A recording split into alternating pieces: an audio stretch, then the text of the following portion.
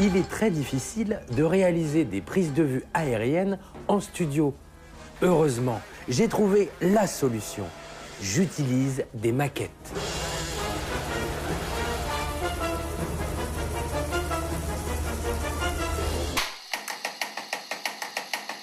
Le principe de la prise de vue aérienne en studio est très simple.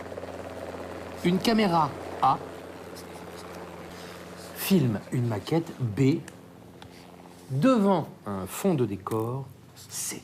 Les maquettes sont très pratiques pour réaliser des scènes d'extérieur en intérieur, en plan serré ou en plan large. Je réalise cet effet spécial directement à la prise de vue avec du fil de pêche. Moteur demandé. Moteur. Action!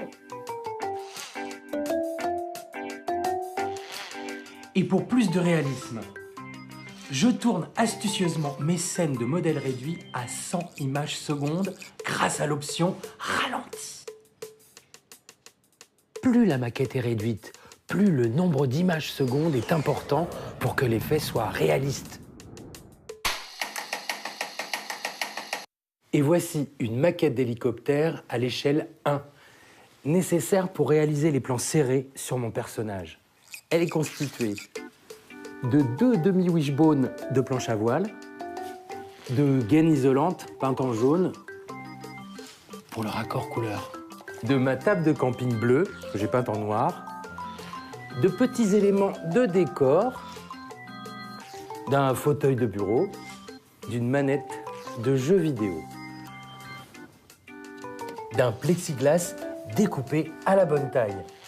Mais voici la pièce maîtresse de mon invention.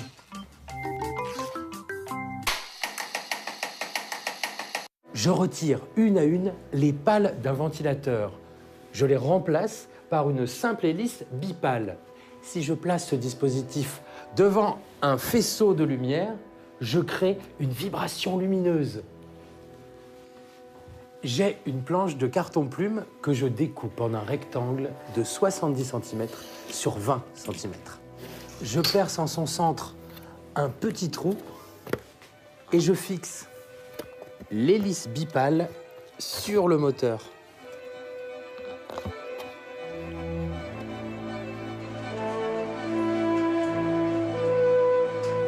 Action! Mon projecteur à hélice simule la lumière naturelle du soleil et crée une imitation parfaite du rotor de l'hélicoptère en mouvement. Et la magie du cinéma opère. Mon pilote d'hélicoptère se déplace dans les airs et sans permis grâce à des feuilles décor manipulées adroitement dans l'arrière-plan.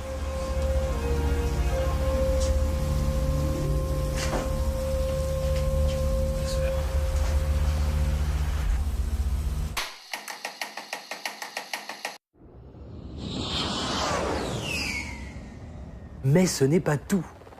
Pour réaliser les contre-champs de mon personnage, des petits matte painting sont très pratiques.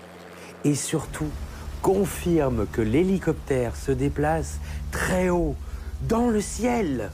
Je fais la mise au point sur l'arrière-plan de manière à flouter le matte painting et à focaliser le regard.